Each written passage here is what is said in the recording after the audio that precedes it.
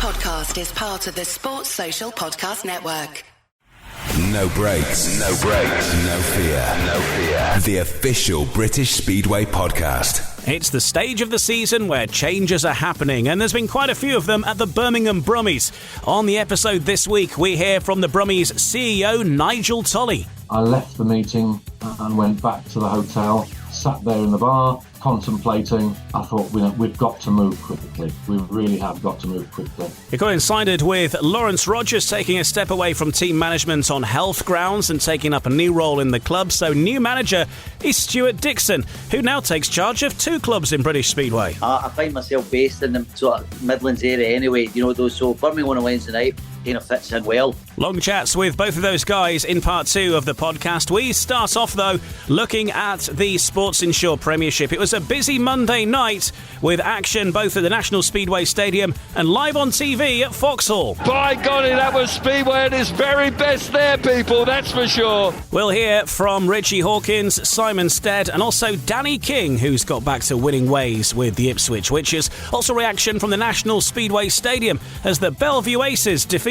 the Kingsland Stars, but it was closer than many would have thought. We got two important home meetings now against Wolverhampton and then live on Eurosport on Monday against Leicester, and fingers crossed that we will get the win and also see a lot of people in the stadium. More from Nikolai Clint to come. We also hear from Steve Worrall as well before the end on the week of his testimonial, and much more besides. All coming up on British Speedway's official podcast. No breaks, no fear. The official British Speedway podcast. Welcome along. Once again, lots to get through this week. And, you've heard there all the stuff that's coming up. But the focus in the second part very much on the Birmingham Brummies, who certainly have had a lot going on over the last week and more to come as well. So more about that on the way in part two. But we're going to start off by looking back at the action from Monday night in the Sports Insure Premiership. And Ipswich got back on track in the race for Sports Insure Premiership playoffs after they defeated Sheffield 51-39 in a thriller at Vauxhall. The Witches had lost their previous three matches, but hit back with victory over the Tigers, led by top two Emil Saifutinov, who got 11 plus 1 bonus, and Jason Doyle, who scored 12, with skipper Danny King returning to form on 11. Reserve Keenan Rue notching an important 10 plus 3 as well. But it was Tobias Musielak who was outstanding for the Tigers with 15 points and was involved in a stunning Heat 13 involving Doyle, Saifutinov and Jack Holder. Takes her up. What a start on the inside by Musielak. He fires himself to the front. Doyle chops back to the inside. Here comes Jack Holder down the inside. Oh, how tight's that? Saifutinov up the inside going into turn 3. Saifutinov and Doyle now coming through. Doyle's hit the front. What a stunning opening lap that was on Speedway. Superb stuff. And he also just missed out to Saifutinov in Heat 15 as well, which was also a pretty exciting race to watch. Let's hear from some of those involved, then we'll hear from Simon Stead shortly. First of all, the Witches team boss Richie Hawkins speaking to Mike Boswell. Very good performance. We needed it. Bounced back really well, showed great fighting spirit, and a lot of mental strength to come back after a tough week and put in a right up there with one of our best performances of the season. And some fantastic riding. I mean, how much did you intake your breath as they went into the third bend in Heat 13, all four riders? Heat 13 is one of the best races you're ever going to see. Now I've been involved in the sport since every day of my life, and you don't see many races like that. It was outstanding, and I suppose that's when you get four top riders in it, and we love it when in some ways we love it when Doyle and Emil miss the start, because they always put on a great race. But it's there wasn't much space there. The slightest error and it would have been a big one. But brilliant race. And looking down the riders' scores, obviously a new team riding order. How did you feel that kind of riding order went, and some improved scores as well? Yeah, it really helped. I think it helped, obviously, having Keenan at reserve, and he was on fire tonight and rode really well. So I think a few meetings at reserve will really help him. With how the averages work, I would say he's only going to get 3 meetings. Certainly if he's riding like he did tonight. But Daniel, actually, number 2, scored a very valuable number 2 point. You get number 5 points from your number 2, and he picked up very important points every race. performance like that from him really helps. So it'll do him good as well. A few meetings up in the team will make him sharper for when he probably will drop back to reserve next month. Superb. And onwards to that journey to Sheffield on Thursday night. Bigger track, totally different kind of track.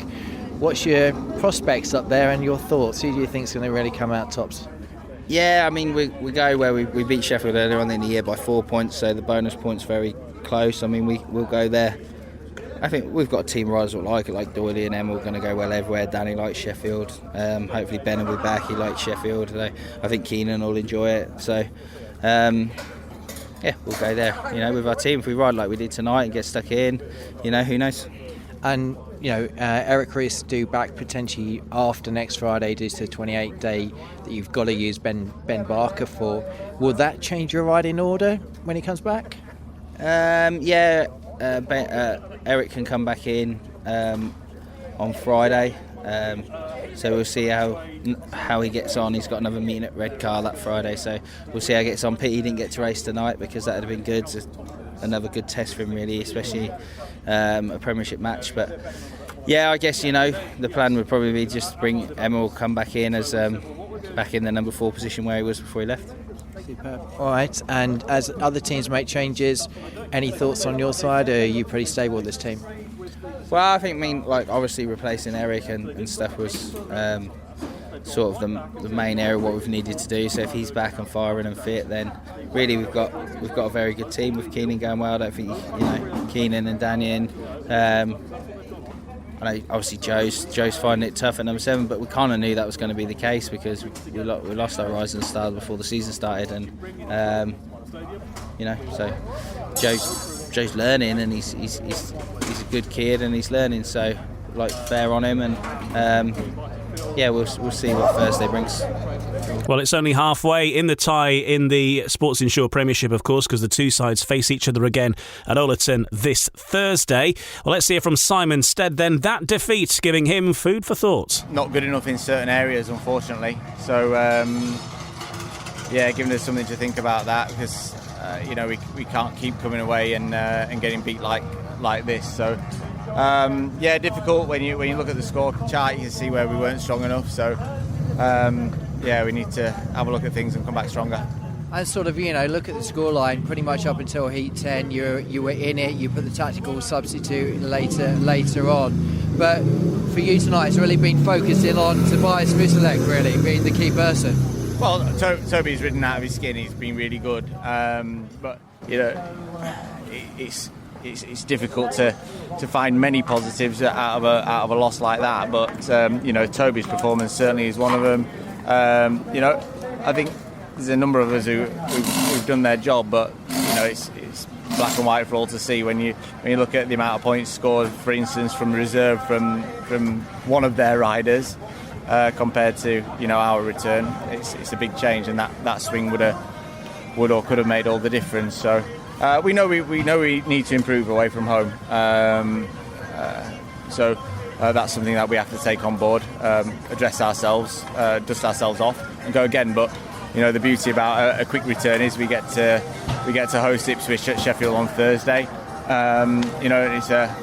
It looks like a mouth-watering matchup because all our boys are certainly fired up to get one back over these. And meet again they will Thursday night in the Sports Insure Premiership, 7:30 Ollerton Stadium. One of the performances of the night then was from Danny King as far as the Ipswich Witches are concerned. Danny's had a bit of a tricky time over the last few weeks, but seems to be getting going again now, both for his Cab Direct Championship side Redcar and also as well with the Ipswich Witches, and he's had a chat with Mike Boswell as well. Yeah, it's a great result for me personally, and obviously a huge win for the team.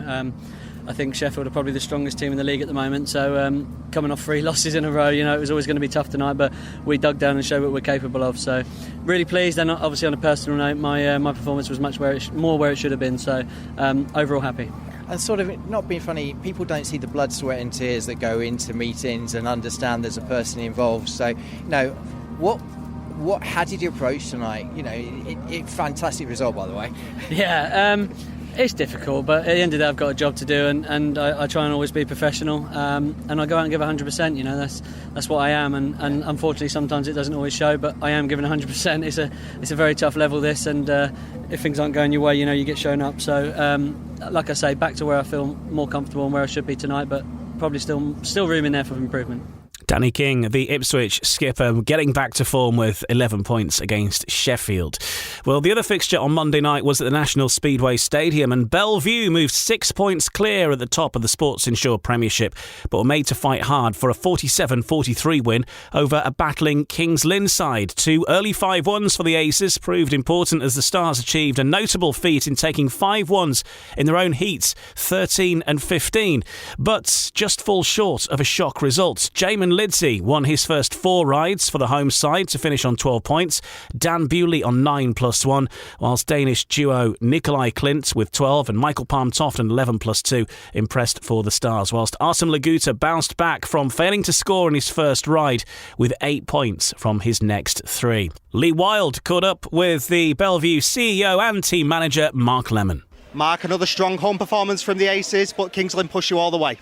Yeah, absolutely. I mean, obviously with the weather, we kind of dodged a bullet tonight. You know, there was storms all around us, and we managed to avoid it. So someone was looking out for us. But yeah, the Stars came here and like they put a tremendous effort in. Obviously led by Laguta and Clint and Palm-Toft. So our boys just weren't quite as dialed in as they have been. You know, obviously conditions of the track had sort of slightly changed, but nonetheless, it was a cracking meeting. Made a few changes recently, Kings Lynn. They look a lot stronger now, don't they? A lot more dangerous. It's going to be tight for the race for the playoffs. Yeah, on paper, I mean, the whole 7 teams look good, you know, but it's imagine just to get that all the boys to click in the right moment, in the right time, and get that team unity about them. But look, we're halfway through the stage now, and there's still a long way to go. But obviously, we're happy with our results, and that's all we can really concentrate on. Well, for Kings Lynn, it was a much closer performance than probably they might have expected, and certainly Artem Laguta seems to be helping out there, but another loss on the board for the Stars. We can hear from Nikolai Klint now, also with Lee Wild. Nikolai, almost there for the Kings Lynn Stars now. A good performance, but fell short just at the end. Yeah, unfortunately, I said before the meeting, no disrespect to Wolves, but they keep running them close here, and I said to the boys and to Rob, I feel like we've got a chance, but again, everyone needs to click. Unfortunately, Fred had bike issues again tonight, and he can do much better, but only losing by 4 here to the champs is not a bad result. It's the little things now, isn't it? And once they click, have you got confidence that you'll be there for the playoffs come the end of the season? People will probably laugh at me saying yes, but I do believe we got Artem in. He's a solid point scorer. I've been underperforming way more than I should. But we're working behind the scenes to try and get things better, and tonight was a step in the right direction. And looking ahead must give you confidence. Yeah, definitely. We got 2 important home meetings now against Wolverhampton, and then live on Eurosport on Monday against Leicester, and fingers crossed that we will get the win and also see a lot of people in the stadium. Nikolai, thank you. Thank you. Nikolai Klint talking to Lee Wild there after that meeting at the National Speedway Stadium. Well, following that meeting, Kings Lynn team manager Alex Brady announced his decision to stand down. Brady was absent from that clash. Rob Lyon, of course, was in charge, and on his own personal Twitter account, he wrote, "Thank you to all the fans who supported me and the team, to all the sponsors, staff, riders, everyone connected to the club for their support and efforts. Life has changed a lot for me recently, and I need to focus more on my beautiful children and my other baby, selling houses. I wish nothing but the best for Buster Chapman and Dale Allett and all the boys going forwards, and I hope one day I can be back when the time is right." The club at that point were making no further comment, but placed on record their thanks to Rob Lyon for standing in at Bellevue. Since then, we've had a statement from Keith Chapman urging maximum backing for the club following the shock departure of Alex Brady. His intention, of course, had been to relinquish control of the McKinney Stars and leave Speedway promotion at the end of this season. We had Alex Brady on this podcast just a couple of episodes ago talking about how he was going to be filling those shoes. But Buster is back in Speedway, returns to the UK from his overseas trip, and he'll be overseeing the home clash with Wolverhampton on Thursday. Brady confirmed in his decision to quit on Monday evening co-promoter Dale Allett currently in hospital with illness, leaving the Stars in a bit of a tough situation, really. really. So Rob Lyon will continue to stand in as team manager against Wolves. But Buster said if ever there's a time for everyone to come together for the good of the club, it has to be now. This is a situation I never envisaged. I wasn't going to be running the club, but with Alex having taken his decision, I've had to step back in to ensure that we keep running. But I have to stress, things are far from easy or straightforward.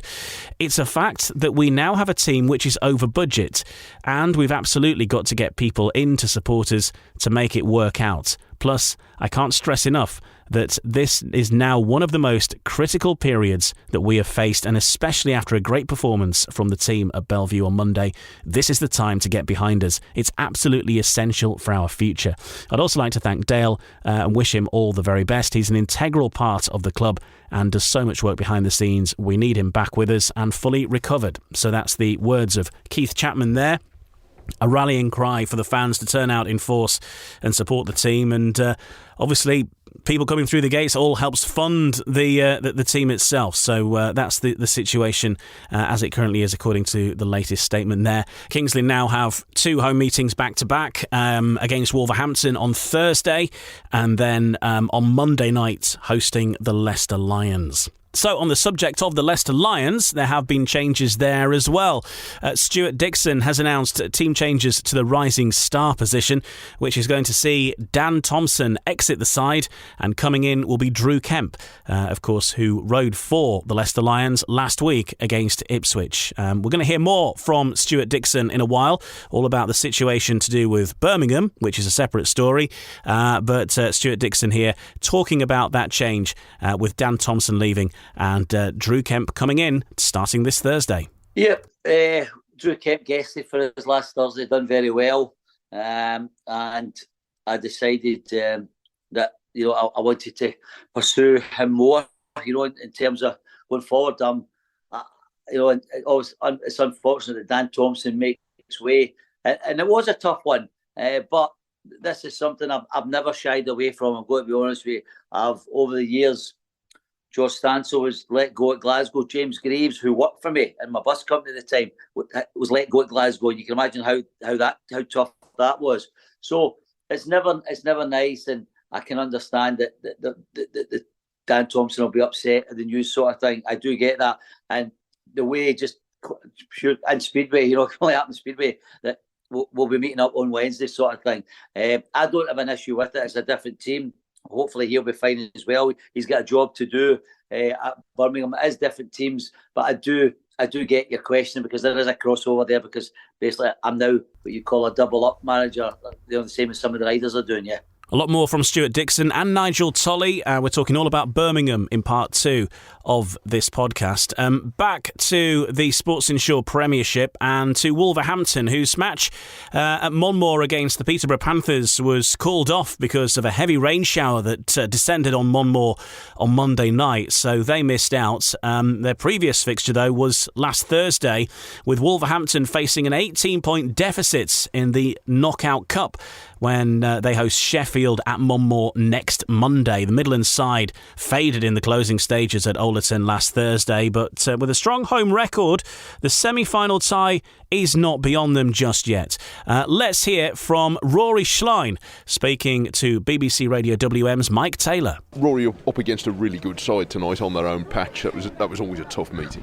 Yeah, they're pretty special around here, so Jack and Toby's, yeah, they're pretty hot stuff. So they sort of got their throats around the jugular there towards the end. So we knew it was going to be tough, but we hung in there for quite a bit, and we've given ourselves a chance in the second leg. So we know what we can do in the return leg. Yeah, I mean, there was a point in the middle of the meeting. You had a couple of heat wins. I think you had 4 or 5 heat wins in a row at one point, where it looked like you might just hold them. Yeah, the gate positions were swinging around, like they sort of came, they favoured Sheffield to start with. Then they came back to us, which we started to get we that's where we started to hang in there. And the track rode a little bit inconsistent, but same for everyone. But it was just a hard meeting. The riding was tough, and like when you're racing against people like Jack and Toby and Adam and Balago and all that, and they got Kyle down at reserve, so that makes it harder as well. So. Look, the result could have been better, but I think we've given ourselves an outside chance for sure. Yeah, well, equally, just as they're strong here, so are you at your place. Yeah, but you've got to remember how good Toby and Kyle are around our former Wolves riders. So we got to be on top of our game and make sure we return the favour. And just to round up this Sports Insure Premiership section, we can hear from CEO Phil Morris, who was at Vauxhall with Eurosport being in Ipswich on Monday night. Mike Boswell grabbed a quick chat with him and a quick update on how things are going in the hot seat being the CEO of the Sports Insure Premiership. You know, it's not easy to just revolutionise things. You know, there's small things that people might be noticing. You know, we've got an intro to every event. You know, we're trying to use things like the podcast, which is a very professional thing, into a 5-minute version. Obviously we're trying to do a little bit with the push-off area that gets seen a lot on TV, you know, trying to make it look more professional. And you know, we've got Sports Insure as a sponsorship on board. Obviously, again, you know, having Emil, having Artem, having Dan Bewley, Jack Holder, Jason Doyle, these type of riders, it's a credit to the clubs that can get them riders. And even with Peterborough, with Vadim Tarasenko, I think he's like a young Emil Seyfedinov as well, so I hope he can give a bit of excitement as well. And yeah, you know, we've got a lot of youngsters coming through, so I think on both sides of the spectrum, hopefully the sport can go forward. I understand we've got issues with a couple of clubs which we're working very hard on behind the scenes, but hopefully the sport of speedway in Britain can start lifting the level, and then hopefully that will bring more people through the gate and a better product. Well, let's have a look at how things are looking over the course of the next week or so in the Sports Insure Premiership and the fixtures ahead this Thursday, June the 15th. We actually have one of our first fixtures in round 2 of the Sports Insure Premiership, with Kings Lynn taking on the Wolverhampton Wolves at 7:30 at the Adrian Flux Arena. Leicester Lions in round 2 as well, up against the Bellevue Aces at the Pidcock Motorcycles Arena, 7:30 for those. And still in round 1 action at Oleton as the Sheffield Tigers take on the Ipswich Witches, with that bonus point very much up for grabs as well. Looking ahead to next week on Monday, June 19th, well, your TV fixture will be the one at the Adrian Flux Arena, Kings Lynn versus Leicester at 7:30, and the other fixtures taking place, it's a busy programme actually, because Bellevue Aces against the Peterborough Panthers, 7:30 National Speedway Stadium on Monday night, and Premiership Knockout Cup semi-final second leg between Wolves and Sheffield. And of course, Sheffield have a healthy little lead there, but you never know, anything can happen at Monmore, and that is at Monday night, 7:30 next week. And in part 2 then of this podcast, we'll be turning the spotlight very much on the Birmingham Brummies. Big changes both in the management hot seat and in the team expected. We get updates from the new man in charge of the team, Stewart Dickson, who is a doubling up manager now. And we also hear from one of the owners, co-promoter Nigel Tolley is going to be joining us as well to talk about life in the boardroom and from his point of view, and the mission overseeing Birmingham. And that's all on the way in the next part of No Breaks, No Fear.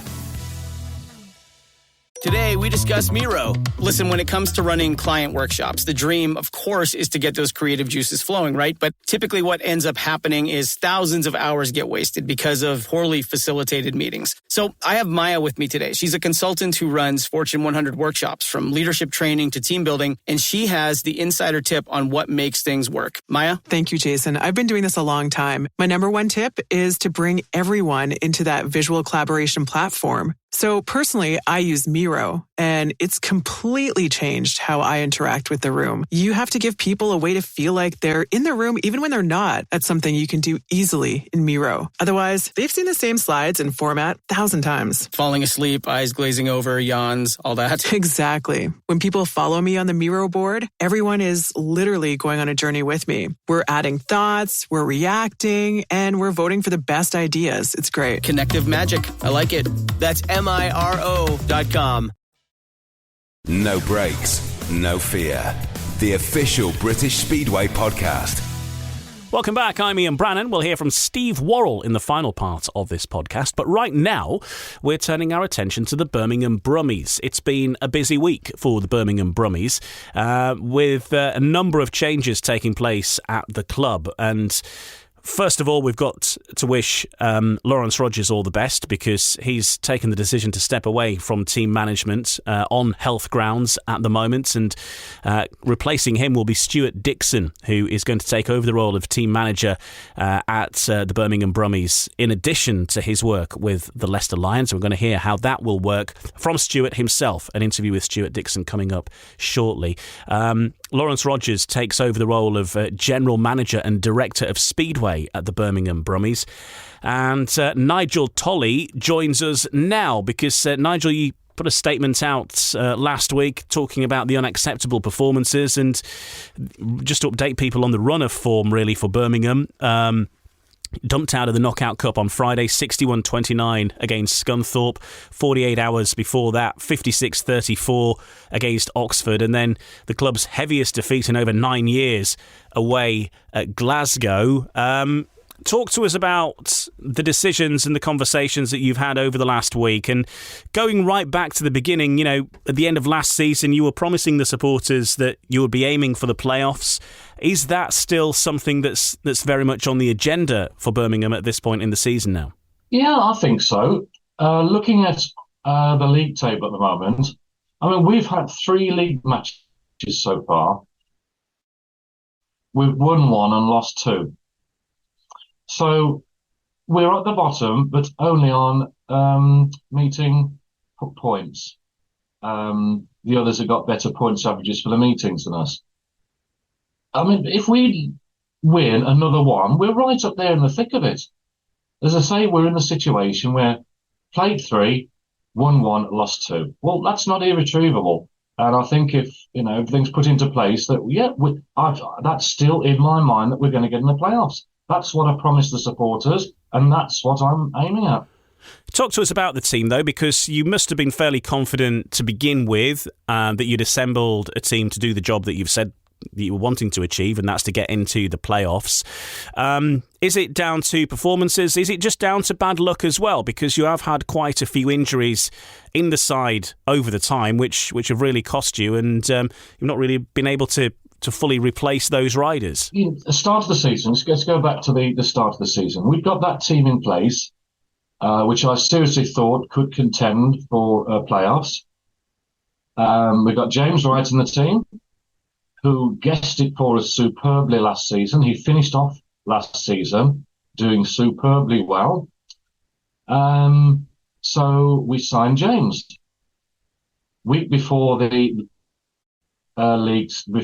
season started, James did superbly well down at Plymouth, got through to the final and injured himself, which meant he was out from the start of the season. It's a worrying couple of injuries that he's got, actually. The one was his shoulder, and all the emphasis was put on his shoulder. But he kept saying to me, he said, "It's not only my shoulder, Nigel, it's my wrist. My wrist really hurts."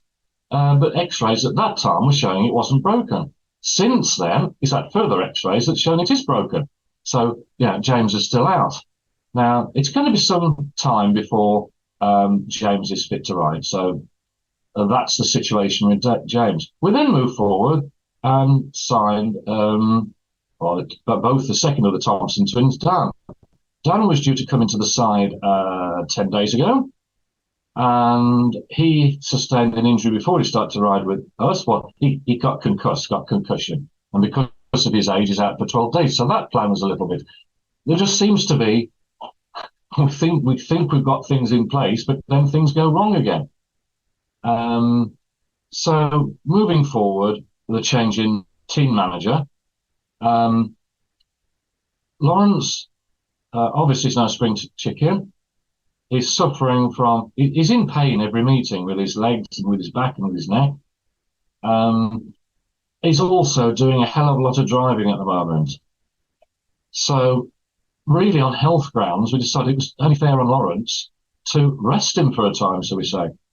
And Stewart stepped in. Stewart has been working enormously hard over the last couple of days to bolster the team. And I think, I can't say too much on that, but from next week, I think that the supporters will certainly think we're doing something. the team is going to take on a new look. One point that I would make is that although Lawrence has stepped down as manager of the Championship team, he is still very much active at Birmingham. He has taken on now the role as general manager and director of Speedway, and he will still be managing the Bulls. He'll still be managing all the junior events up there. He's still going to be very much active. So this run of results that we've talked about there before, the latest result at Scunthorpe, was that the point when you thought, look, if we keep going this way, we're not going to achieve the same. I've promised the supporters that we'll get to the playoffs. We're looking like we might be in trouble here before we get started. And you feel now is the time to address that, to give yourself the chance of making that aim. Yeah, after Friday night, up at Scunthorpe, I stopped in Scunthorpe overnight. I was on my own. I left the meeting and went back to the hotel, sat there in the bar, contemplating, and I thought, we've got to move quickly. We really have got to move quickly, because it's still in the back of my mind what I promised the supporters, that we're going to get into the playoffs. And as we said before, we've only had 3 league meetings so far, and we've won one of those. So yeah, we've got to move swiftly and take action to do our best to get into those fixtures, and I'm sure it's possible. Into the playoffs, I'm sure it's possible. We're going to hear from Stewart Dickson himself very soon. Just a word from you about Lawrence Rodgers, because of course he is remaining with the club, but he has put a lot of work in with the team over the years, and also a huge amount of work that people never see as well behind the scenes. They're pretty much every day doing something. So just a word from you about Lawrence and the work he's done to this point at Birmingham. Exactly. His life is Speedway. The hours in a day that he devotes to Speedway is absolutely unbelievable. I mean, that's what it comes down to. I would not be sitting here now having this interview if it wasn't for Lawrence. If it wasn't for Lawrence, there wouldn't be any Speedway at Perry Bar now. Simple as that. Yeah, well, good to see Lawrence is remaining part of the setup, and he'll still be around at Perry Bar as well, doing lots of work, but just a little more behind the scenes rather than with the team. As I say, we'll hear from Stewart Dickson shortly. Talking about promoting the club, you are in a big city in Birmingham. It's very hard to get crowds into stadiums wherever you are, but I think perhaps in Birmingham you have found life tough on the gate. What's the work like? And what's the challenge like of getting people to come into a Speedway meeting to try it out, and your offering really of how you go forth now and promote the club to the people and to get the people through the gates? Yeah, I mean, it's always been a problem at Perry Bar, and it's something we are addressing. I mean, the thing is, I fully sympathise with the supporters over the last few weeks. The riding at Perry Bar has been boring. We've lost heavily, but the riding itself has been boring. One of the reasons for that is we completely rebuilt the track during the winter months, completely rebuilt it. We've got new shale on there, mixed in for the first time with some clay. There was no clay in the Perry Bar track, which there is now. We've also acquired a flatbed pickup, which we're going to use for watering the track. Twin tyres on the back of that, and it's packing the track. As well. It's the first time that track's ever been packed. And it's produced a completely different track. Now, the riders haven't known what they're coming to, because the track's, shall I say, been maturing. It's been evolving each week. I think now we shall have a stable track that is the same every week. Apart from this dry weather, we don't know quite what's going to happen with that, with the amount of water we're having to put on it. But it does drain very well. But I think the riders now will see a track that they can get used to. I think that was producing boring riding, follow the leader, but I think that will now change. It's ironic that the away team always seems to ride it all right, but I suppose they know they're coming to a strange track. But it has been boring for the supporters, and I apologise for that. Things are going to change now. We have been doing a hell of a lot of merchandising, promoting the club. Last week, over 10,000 leaflets went out around Birmingham. And that's the second lot of leaflets that have gone out. We've been advertising on the back of buses for the past couple of months. And we've taken out Facebook adverts for the first time since I've been in charge. Now, we know that is bringing in results because we can see on the advanced ticket bookings that a lot of those bookings are for new faces, people who have never been to Speedway before. And again, I'm getting good feedback from them that they're enjoying the meetings, but I suppose it's because they don't know what Speedway is yet. And when they do get to know what Speedway, they realise it was a little bit boring, the meetings. But that should be all changing. We're doing everything we can to get more people in through the gates. And we will succeed on that. It's costing a fortune, but I'm determined to get a new generation into Birmingham. It isn't only Birmingham, though. The whole of British Speedway needs promoting. And I would love to see it'd be absolutely superb if we could take out an advert on television. But obviously that would cost an absolute fortune. But it is the whole of British Speedway that needs promoting, not just Birmingham. And it isn't just individual tracks that need to do that promoting. The BSPL needs to come together and do some promoting as well. But from that angle, I'm sure we can get there. What can you tell us about the future of Birmingham Speedway in general? People will maybe have seen an announcement by Premier Greyhound Racing. They put their schedule out, and on it lists Wednesdays as having greyhounds. Now, obviously, Birmingham has been a Wednesday track for quite some time at Perry Bar, so to see the greyhounds in there is a bit concerning, probably for you as well as the fans. Have you got any further information on that? Any further discussions? And is there a future next year for Speedway at Perry Bar? People have, of course, seen what's happening at Wolverhampton and the threats there. So, is that something that's looming at the moment? What are your discussions? Right, we've got a lot going on that. But I think all I can say at the moment is what I've said in the past.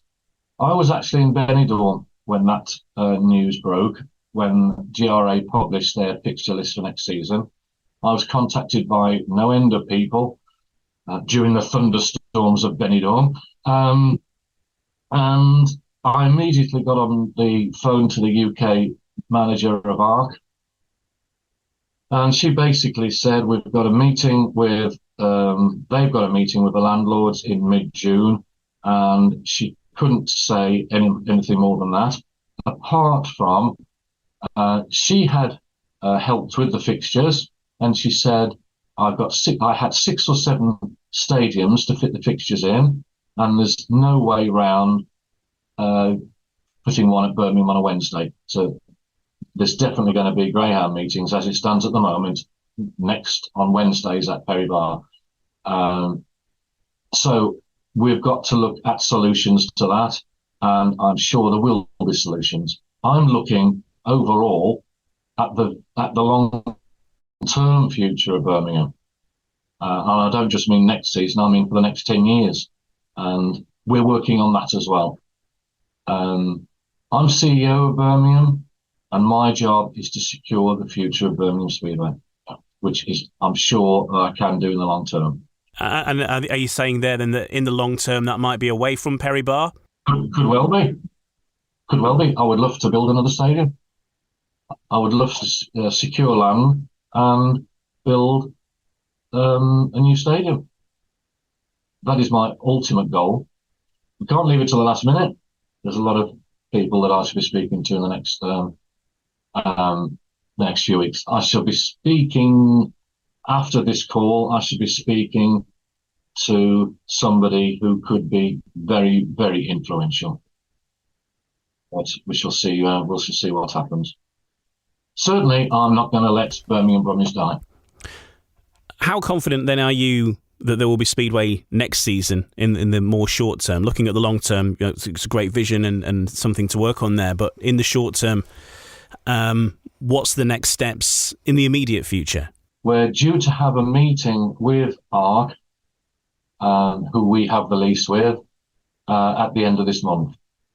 So I can't really say anything on that, but the only thing I could say is, according to the fixture list, Mondays and Fridays are free, according to that fixture list. So we've got to have that meeting at the end of the month with the leaseholders. And so if it was a Monday that was free, that would involve taking a decision to move up a league. Is that something you would have to consider if it meant the Speedway continuing? Well, yes, most certainly, yeah. Yeah. There are lots of different cards on the table at the moment. But as I say, until we've found out more off ARC and sat down with them around the table and discussed it, I've just got to keep all of those ideas floating in my head. Well, the very best of luck with all of those negotiations, and hoping that the Birmingham Brummies can continue. And I'm sure anybody who's listening to this can see that you're determined and looking for a way forward. On the track, though, the action keeps coming. You've got Berwick next Wednesday, your next big home meeting, and you'll be looking for both a reaction from the riders but also from the fans. Yeah, you mentioned Berwick, but in my mind, fixed in my mind at the moment, is the meeting we've got tomorrow night at Oxford.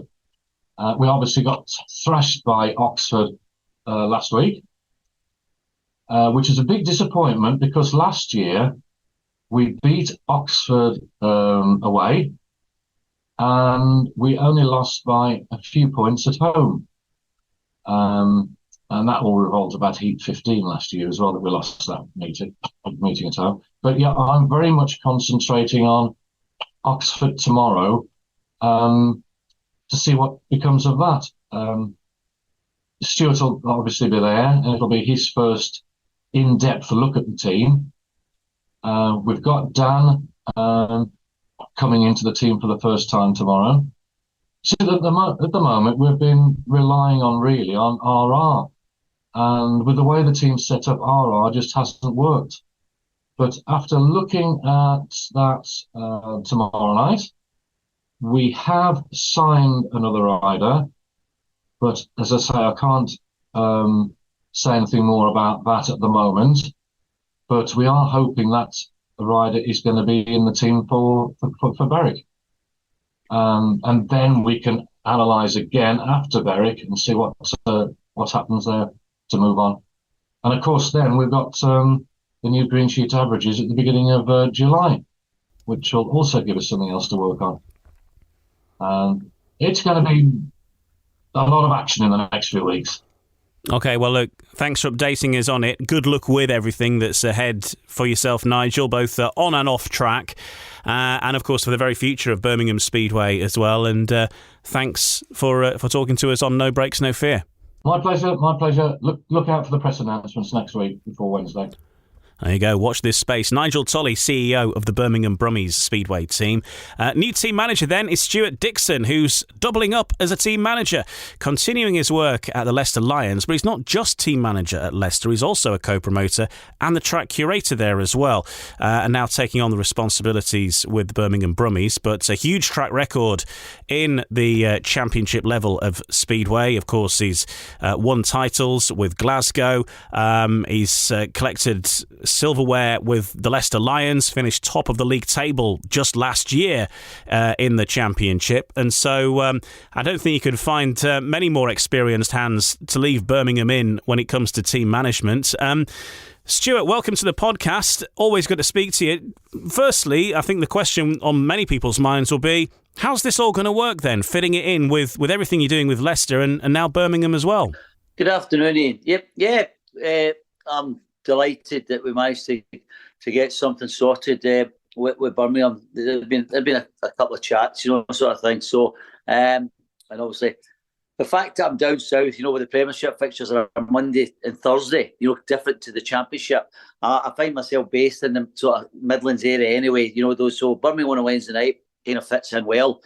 Sometimes I was killing my time. You can only do so much at the track over 2 days when you're waiting to do a meeting on the Thursday. So, for that point of view, it sits well. Also, I do realise it's a very big challenge, and there isn't any magic wand out there, and I think the directors and that know that. But we'll certainly try and take it forward on from the good work that Lawrence has already done. I think it's important that he stays on. That was one of the things I was quite glad to see. I've got to be honest, because he's been a long time around Birmingham. And I think the fact that they're still racing, a lot is down to that man. So pleased in that respect. It was amicable. He's going to be staying on general manager, which I think is good, because I don't want to be taking on too much. Obviously, I'm not going to be doing the track or anything like that, because team management, without sounding blasé, I find a lot easier than I do track creating. So I've got enough on my plate with doing that with Leicester, and the team managing duties is something I'm looking forward to, and something I'm normally I can get a little bit of winning teams at home or whatever sort of thing. We know it's early, we know it's going to be tough, but we've got a match at home a week on Wednesday, and we'll be gearing everything up for that. Yeah. All right, so you're straight in because you've got that away fixture, as you mentioned, against Oxford, and then your big home fixture against Berwick, which you must see as, it's not too much of a mountain to climb as far as the league table is concerned. So you must fancy your chances there, as obviously you would anyway. What are you going to do to turn around the fortunes of Birmingham? How are you going to fix it? What I'm going to do is, it's obviously a straightforward question. I do like them. I'll never shy away from it. From a Birmingham perspective, on a team front, we look at the team now. I think, I need to get it confirmed, but I think James Wright is, looks quite a long-term injury. Stephen Nielsen also looks the same. So for that point of view, running with Wright replacement is never ideal. We have got a guest in at Oxford on Wednesday who's already booked, which will give us a 7-man team, something that I always do prefer. So I think, I've looked at the averages that's been sent out, the latest ones for the office, and obviously if we're going to be looking at making changes, is the injured riders, obviously, that sort of thing, then have a look to see what's out there and who's available, who fits, and that's basically it. And more importantly, I think, go to Oxford on Wednesday night and let everybody have a free night almost. I will have a talk with them and say, they're going to be riding for their places. I can't address it up any other way. They're riding for their team places. So, and hopefully get one or two of the riders going to the forum that I think they should be doing, which they're maybe not showing at the moment without naming individuals. I always try and keep it quite collective as a team. So as a team, the last couple of results have obviously been quite alarming from a Birmingham point of view. We're not under no illusions what's going to go on Wednesday night. It's going to be tough, but I'd like to see some sort of reaction with a new team manager coming in, because sometimes you get that in many sports. Nigel Tolley's already alluded to this, but you envisage by that Berwick fixture then there will be new faces in the Birmingham side? Depending on what's out there, and the answer to that would be yes, but I will put a note of caution with it. When the season has already started and riders have got their calendar and their commitments already made, it can be quite difficult to get who you want. Let's be honest, sort of thing. I know there's one or two maybe obvious ones out there, sort of thing, that people will think if they're listening in, but it needs to fit under the 40-point limit as well. I think obviously, the success story this year has been Alfie Patel, sort of thing. I think, folk would say, you say Nick Morris or Justin Sedgman, who are doing okay, but I think Alfie Patel's been a success, which is good. So, I've got to make sure that we don't bring in somebody new at the expense of somebody else who's doing a good job. So there's a lot of permutations and stuff to weigh up. You're sitting with a calculator, you're putting a line through this, through that. You've not even spoken to the riders yet that you're envisaging that you're going to try and sign, but you're actually just working out if their points will fit in to a new look sort of team. But as I say, Wednesday night, let's see how everybody gets on, give them a chance, and it's up to their job to show the new manager that they want to stay. Quite by fate, you do have a number of riders that you're very familiar with, some of which are current riders with the Leicester Lions, some are recently departed, but you have a squad of riders that you know well at Birmingham. Yeah, there's Nick Morris, Justin Sedgman, Dan Thompson and Joe Thompson, who are all in the lineup. the guest that I've booked on Wednesday also now rides for Leicester. So there you go. That's telling you who that is. Is it Chris Harris or is it Drew Kemp? So there is a strong connection there.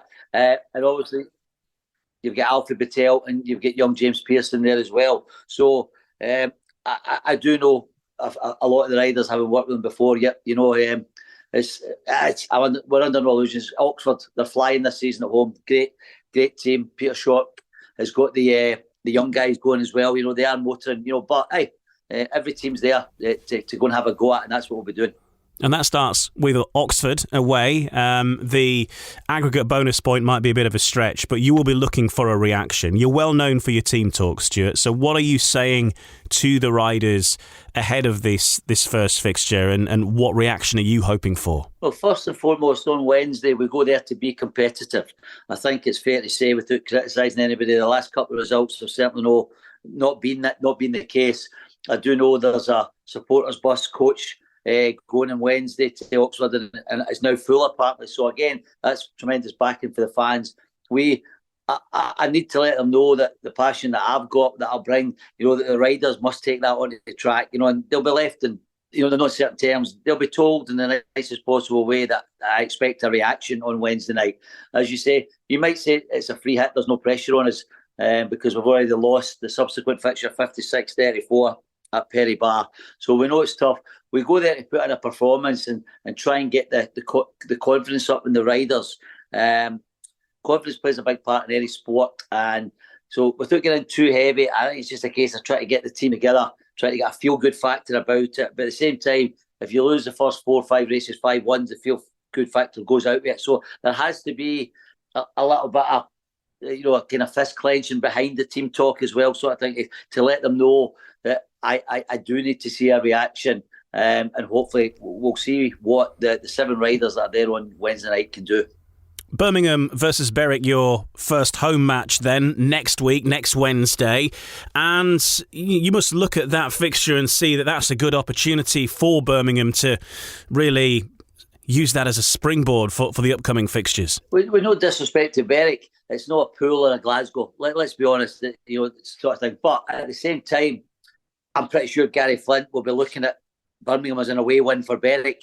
You know, he'll be targeting that. That's just the way team managers and promoters act. So he'll be looking at that as we all do. You look at the fixture list and you say, what can we maybe get there? We can get this there. So I think so. Berwick have got a full complement of riders sort of team. They were doing very well against Redcar last Friday up until, you know, the last 5 or 6 heats. I think you probably witnessed that. So, you know, it's one of them. I don't think Birmingham's in a position to say it's I know when you use the word it's an easy fixture. It's certainly easier than it could be. Let's not dress it up. It is, but Birmingham will need to ride well to win. But obviously, this Wednesday's first and foremost. I can get a wee chat with the owner, Nigel Tolley, and then Lawrence Rogers sort of thing, and then kind of say, this is what I'd like to do if possible. Can we go from here? Can we do that? You know, and see where we are. But you're right, let's say a week on Wednesday, it'll be my first home match for Birmingham.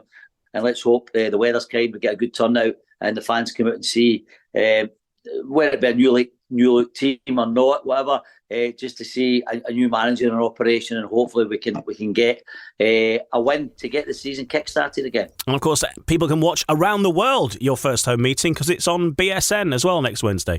That I wasn't aware of, so there we go, you know what I mean? So no, it's that'll be interesting. No pressure on that one then. Big week for the Stewart Dickson TV fans because you're on Eurosport on Monday and then BSN Wednesday. So big week for you.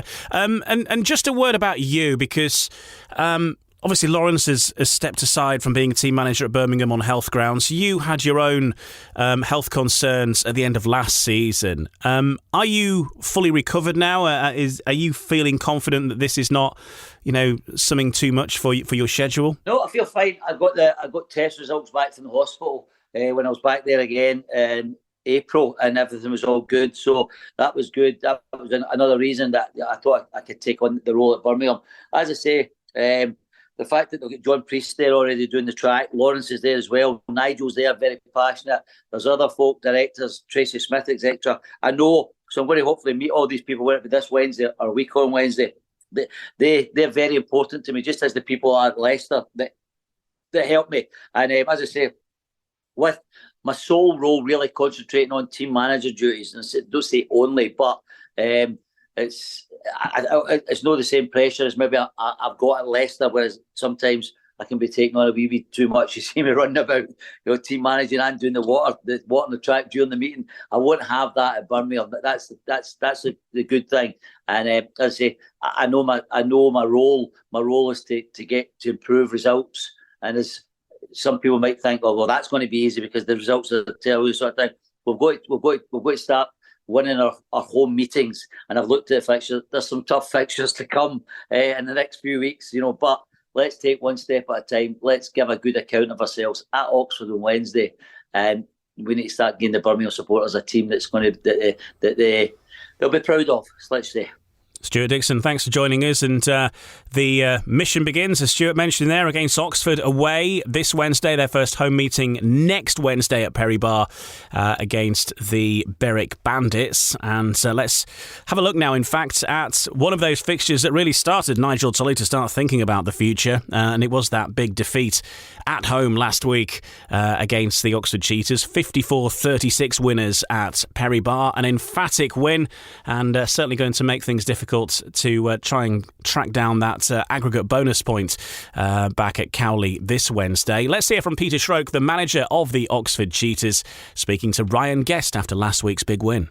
Well, Oxford Cheetahs team boss Peter Schroek, you came to Birmingham tonight looking to capitalise on their struggles. Certainly did that, an impressive 18-point victory here. Yeah, I mean, we never underestimate, Birmingham. They're a good team, got some strong riders, and they sort of kept coming back, but we took control of it, and the important heats, we sort of finished them off in a nice way, and sort of played around with the reserves a little bit, swapped them over and one thing and another, and it worked. So yeah, tonight's been a really good night for Oxford Speedway, to be quite honest. Yeah, it wasn't just the heat leaders again tonight, particularly Jordan Jenkins and Henry Atkins stood out. Yeah, I mean, I'm really proud of that, because to me that's when we first started putting the side together, everybody sort of raised their eyebrows a little bit and said, we're going to be top heavy and weak, but it just shows you when you persevere with these boys, and because they're obviously right in the National League as well, and to bring them in the Championship and scoring double figures. Personally, I'm really proud of that. Yeah, obviously Jordan Jenkins got picked up with Peter last season. He's really kicked on since riding in the Premiership. For someone like Henry Atkins, though, after the potential he showed maybe, say, 5-6 years ago, people thought he was falling away, but fair play to him. He's coming back strong with you this year. Yeah, I mean, he's in a happy place, I mean, we took him on, and I knew he was in trouble, mentally sort of thing, because he's been around for a little while, but he's having fun, and that is one of our strengths. We like our riders to have fun and enjoy their speedway, and I always tell them at the end of the day the pressure comes from the outside, not from us.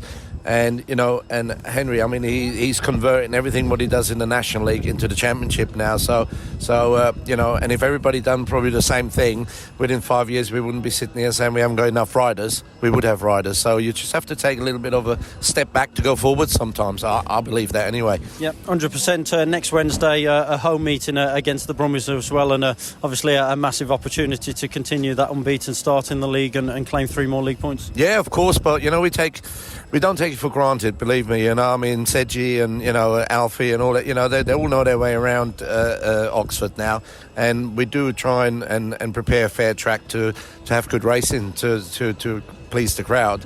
So we're not taking it for granted, but yeah, I mean, we are in a good position to keep doing what we're doing. Yeah, and just finally, an update on Luke Colleen, if you can. Where's he at? Yeah, I mean, he's actually flying out to Poland tomorrow. He's going to have intensive physio, with one of Ty Wolfenden's personal doctors out there.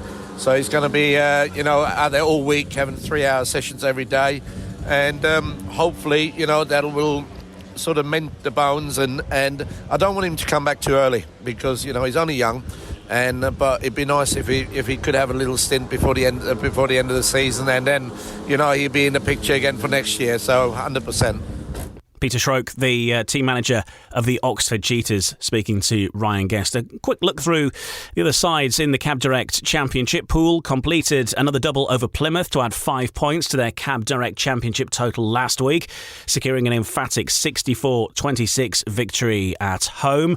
Glasgow gave their fans a night to remember. 51-39 victory to local rivals Edinburgh on their own patch at Armadale as well, with the sides due to meet again at Ashfield this Friday. Berwick handed a debut to new signing Jacob Hook in their defeat at Redcar on Friday last week after his release due to team changes at Edinburgh. He's come in for the Bandits to fill the position left by long-term injury victim Nathan Stoneman.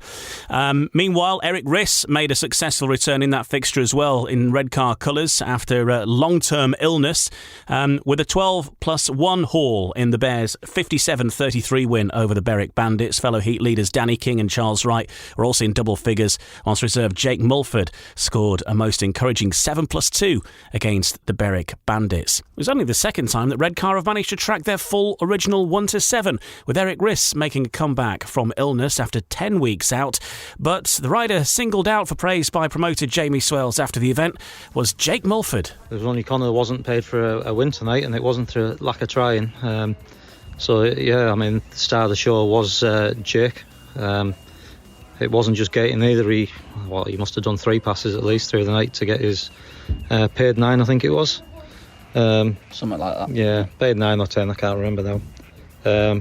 But yeah, he was loving it. He was properly getting into all the races, and I think we'll see week on week now that the talent that we knew was there is coming out. And Scunthorpe have set up a Knockout Cup semi-final against Redcar thanks to a big 61-29 win over Birmingham, as we touched on earlier, adding greatly to their 2-point first leg win at Perry Bar. Looking at the week ahead, as we know, Oxford look to keep up their strong form when they host Birmingham on Wednesday. The Cheetahs also in action at Berwick on Saturday, and Plymouth next Tuesday. So a busy schedule there, and also a busy Friday schedule sees the unbeaten Poole Pirates travel to Redcar in the live BSN fixture on Friday night. Scottish rivals Glasgow and Edinburgh meet again at Ashfield. In form Scunthorpe face Plymouth at the Eddie Wright Raceway. And of course, Poole skipper Steve Worrall celebrates his testimonial meeting at Wimborne Road on Wednesday with a top lineup featuring representative teams for the Poole Pirates and the Bellevue Aces. And we will talk more about Steve Worrall's testimonial and about his season to date, really, as well, because it's been a busy time for Stevie in the next part of No Breaks, No Fear. No Breaks, No Fear. The official British Speedway podcast. Welcome back. In this final part, so we're going to touch on one of the big fixtures this week, which is not in the league or the cup. It is Steve Worrall's testimonial. It was due to happen earlier in the year, but weather put paid to that. But the weather is looking a lot better. In fact, perfect for Wednesday, 14th of June, when he stages his rearranged testimonial at Poole's Wimborne Road Stadium. And he admits himself he won't be the biggest attraction on the night. Steve Worrall stunned the Poole faithful when he announced on the centre green a fortnight ago that 2021 world champion Artem Laguta would be lining up for the Poole Pirates select side against a Bellevue Lynx outfit as representatives from the 2 title-winning clubs from last season go head-to-head in a night of celebration for one of British Speedway's most popular servants over the last few years. Well, Ryan Guest has had a chat with Steve Worrall about the season so far with Wolves and also his testimonial at Poole on Wednesday night as well. Well, Stevie Worrall, from a Wolverhampton perspective, it's certainly been a brighter couple of months and this team really starting to come together, particularly since getting back to that full 7 with Luke coming in. Yeah, it's always tricky, you lose a rider so early on in the year, and it wasn't a new team. We was all together last year. There's obviously a couple of changes, but the base was already there. So you start the season, and it's not like it's first day at work type thing. Everyone was already settled in. Then lose Luke, and we was really grateful to be able to get Scott in, because obviously Scott Nichols is Scott Nichols. He fitted in so well anyway, and he did a fantastic job for us. But it's still not the same as having everyone your own. And like you say, from Luke coming back, I didn't expect him to ride as well as he has been. I've been through injuries and coming back, and I know what it's like. And I was a little bit in the back of my mind. I was a little bit unsure of how he'd return, but he's really surprised me and probably surprised a lot of other people as well. And it kind of been the difference really for us. Yeah, at Monmouth Green, everyone always says it's a place you can make a fortress and build the foundations. Obviously, still got the 100% home league record in the Sports Insure Premiership, but there have been some hard-fought victories along that route. Yeah, we want to keep that. Our home form, I'd say, is probably one of the best in the league when you look at as home scores go. If we can keep that 100% record, it puts us into the playoffs quite nicely. With we pick up a few more away points and kind of win all your home matches, you're almost in there. So yeah, that's the plan. We don't plan on dropping that anytime soon, and we're all in really good form round here, which helps. We've got Zach. I feel like he's just getting better now, week in, week out as well, and that kind of makes us even stronger with always having a reserve there to help back us up. So. It's looking good. Yep, on the road as well. If we take away the two cup defeats at Bellevue and Sheffield, if we focus on the league, things have really turned around on the road as well. Yeah, that obviously Bellevue this year, they've been absolutely fantastic at home as well. And for us to go there on that Bank Holiday Monday meeting and beat them, obviously that was brilliant for us. But it's from back in my Bellevue days, them Bank Holiday daytime meetings, it throws a real spanner in. Every time Wolves seem to go there on a bank holiday meeting, they seem to win. So we didn't really change tradition there. We got out of it what we needed to. We come back here and finish the job off, which was nice. The score, the result at Ipswich was a little bit. I didn't expect to. I knew we'd do something there because we're a team of riders who tend to enjoy riding tracks like that, that shape. It's not far off Wolverhampton. It's set up similar. We do the job here. They are a good, strong home team. So I knew we'd do something, but I just didn't expect to do what we did, which was obviously fantastic for us, and I guess in a way it can give you a bit of a confidence boost. So. Yeah. Just looking at the next two fixtures, Kings Lynn away in the league on Thursday, already been there once, lost 49-41, but is it fair to say that the two teams are in a different position when you meet this week? Yeah, Kings Lynn, they've strengthened up, I think, bringing Artem in. Still, I don't think the team's fully clicked yet. You just look at the score from last meeting, they shouldn't be losing home matches, so it'd be nice to be able to go there whilst they're kind of in this position of, I don't know how you'd pronounce it, but they're just not quite clicked as a unit yet, which when they do, they've got some fantastic riders in that team who will, on their day they could absolutely hammer someone really big. But we'll try and take advantage of that situation.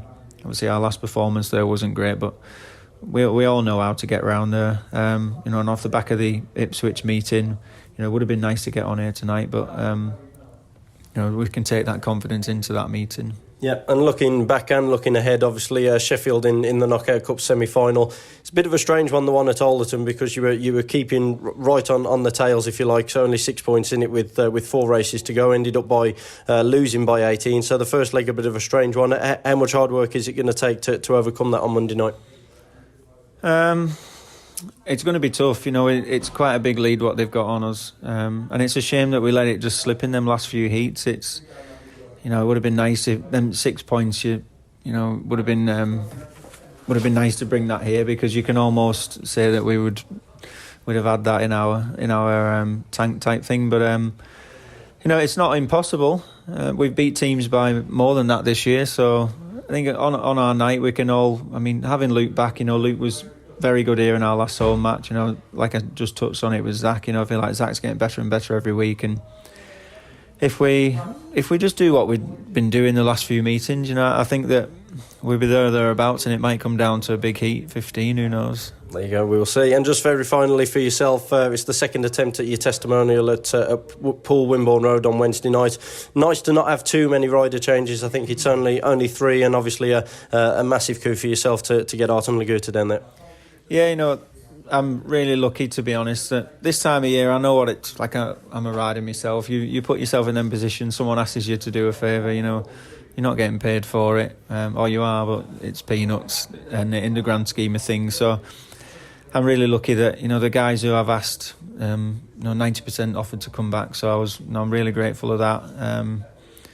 Sadly, a couple of names who I would have loved to have a part of it. Antonio Limbach was one of the big ones, which he's a current track record holder at Poole. It would have been fantastic to have him, but just didn't really work out with the dates. But to be able to get Artem in was, it was just sat one night having to think of who I'd like to bring, how I could do it, whatever. And because in my eyes, you've got to have something to sell. I want it to be something that people. I don't want it to just be just a regular meeting. I want it to be something that people talk about. And so I sent a couple of messages, and it kind of dragged on, and I wasn't quite sure which way it was going to go. But I think it was Artem stalling because he knew he was doing something in England. So it would have been nice to be able to just get him exclusively for a one-off. But looking at the bigger picture, to have him in England racing with us in British Speedways, it's fantastic. So.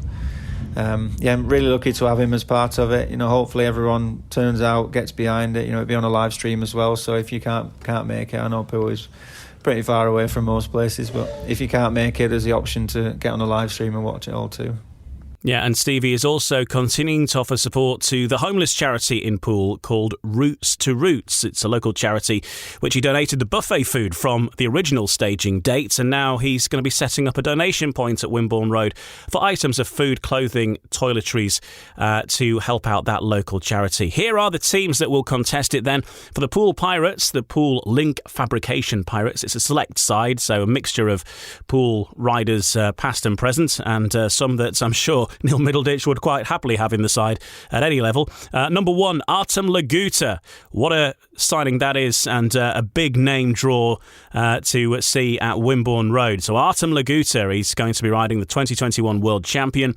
Anders Rowe comes in at number 2. It was supposed to be Kyle Howarth, but Kyle has aggravated a neck injury, so Anders Rowe takes that slot. Steve Worrall, of course, will ride in his own testimonial for the Poole Pirates at number 3. Danny King at 4, of course, who was the captain last year. Richard Lawson at number 5, Ben Cook at 6, and Zach Cook at 7. So a very familiar looking lineup, with largely the exception of Artem Laguta there. And then for the Bellevue ATPI Aces select side, led by Mate Zagar at number 1, Tom Brennan at 2, Rory Schlein at 3, Charles Wright at 4, Chris Harris at 5, Kyle Newman 6, and Norik Bladorn at 7. So those are the two sides that will contest the fixture on Wednesday night. Good luck to Stevie for that one. Good luck to everybody else who's involved as well, because it's surely set to be a good night of Speedway. Let's have a quick roundup before we finish off from the National Development League, just to see what's been going on there, because the Workington Comets defeated Leicester 50-39 at Northside to bounce back from a home defeat the previous week. Connor Bailey scored a paid maximum for the Comets. Luke Harrison continued his successful return from injury with double figures at reserve. Meanwhile, the Fen Tigers secured an away win at Berwick on Saturday at the 29th time of asking. You see, persistence pays off. The Fen Tigers had been beaten on their 28 previous visits, but came away with a 46-43 win thanks to a Heat 15-5-1 from Maximum Men, Lee Complin, along with Alfie Botel. Leicester found themselves in a tricky situation. Ashton Bowden, we should talk from the Leicester point of view about that fixture, because Ashton Bowden was withdrawn pre-meeting after his dad became ill. Tom Spencer suffered a broken wrist in Heat 3, so it was all not ideal there. And the Oxford Chargers took all 3 points from their NDL clash with Mildenhall at Cowley last week. It was last Tuesday, to establish themselves firmly amongst the pace setters. And Edinburgh have signed Max Clegg as their new number 1 for the academy side, following the retirement of Kyle Bickley. Clegg rode for the club at the championship level in the past, comes in on 11.83 average, and a lower order reshuffle sees Mark Parker replace Mickey Simpson. In the week ahead in the NDL, 6 clubs are in action this weekend. Edinburgh hosting Leicester on Saturday.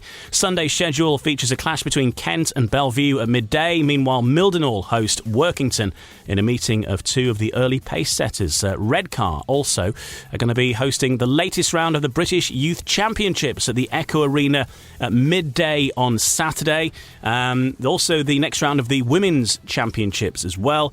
Selina Lieberman will be also one of those coming back over to race in that as well, along with red car rider Katie Gordon as well, and many others. So that is this weekend. So that's the way things look. Just a look through the fixture picture.